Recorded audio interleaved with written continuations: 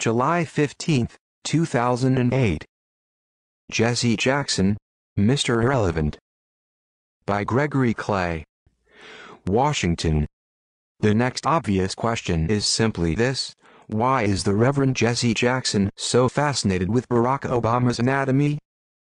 Granted, Jackson's hot mic slip may have been intentional, as some have suggested.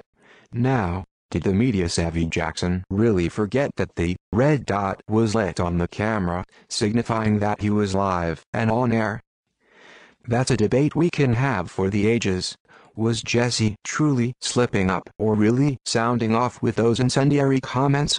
Remember, this guy is a minister for heaven's sake, so some language scruples should apply, on or off camera and publicly or privately.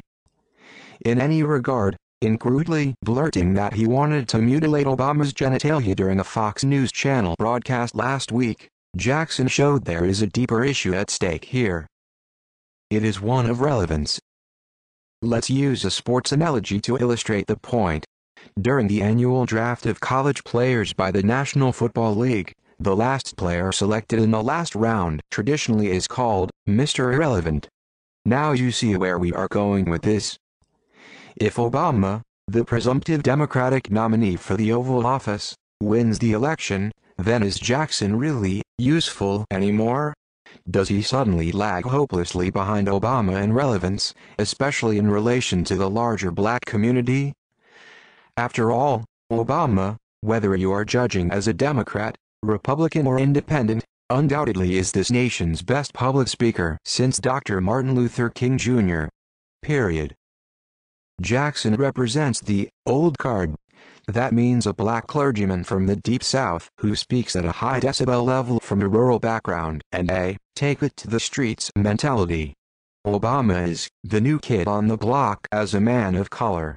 He is young, turns 47 on August 4th, well-educated, Harvard Law School and innovative. And Obama showcases the three E's: erudite, eloquent and energetic. Obama is the filet mignon to Jackson's spaghetti and meatballs. Obama is internet. Jackson is Pony Express. And if Obama wins in November, Jackson is something else: Mr. Irrelevant. Let's get basic about this. If Jackson were a corporate giant like, say, General Electric or Microsoft, his business model would be traded on Wall Street under Victimology Incorporated. Let's give it a stock ticker symbol of VTI. As a roving reverend of recompense, along with the Reverend Al Sharpton, Jackson's VTI business is based solely on painting black folk as racial victims. Simply put, if there is no racial discord, then Jackson's business is out of business. Gone belly up, like IndyMac. Jackson may view Obama as a threat to his own cause, and therefore his business. Think about it. If Obama becomes president, then how can Jackson tout the victim vernacular? That would, at least partially, explain the mutilation references. On the other side, Jackson gave Obama the perfect excuse to forever distance himself from the good Reverend. Look, if another man exclaims that he wants to expunge your personal parts, then, well, you get the message.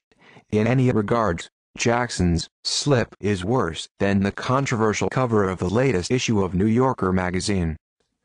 During that live mic slip, Jackson said Obama talks down to black people, apparently in reference to Obama's recent Father's Day scolding, when he implored absentee black fathers to take responsibility for their children. Let's not forget, actor, comedian, activist, author Bill Cosby did the same thing on May 17, 2004, when he spoke to a celebratory group of us at Constitution Hall in Washington, commemorating the 50th anniversary of the landmark Brown v. Board of Education Supreme Court civil rights decision. Cosby essentially blasted black mothers and fathers on that humid night, urging them to improve their parenting skills. Jackson, for the most part, doesn't do that outwardly. He appears to only view black folk as victims. Obama launches the argument more mainstream when trying to get us to embrace the other side of the ledger, that is to say that a person can control his or her own life and is not necessarily a pawn in some sort of wicked game of feudalism. Even the Reverend Sharpton has gone more mainstream of late. Have you seen him in those public service commercials sitting on a couch with Christian right leader Pat Robertson, each voicing their concern about climate change and protecting the earth? Who would have envisioned that scene 10 or 15 years ago? So if Obama wins, the two roving reverends of recompense suddenly could become the dueling deacons of desperation. Jackson's poverty politics suddenly could become an endangered species. And where does that ultimately leave Reverend Jackson? How about as Mr. Irrelevant? About the writer. Gregory Clay is assistant sports editor for McClatchy Tribune News Service.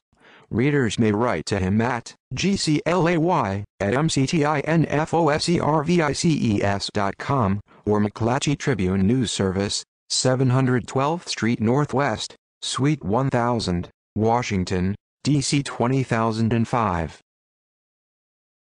Copyright 2008, McClatchy Tribune Information Services.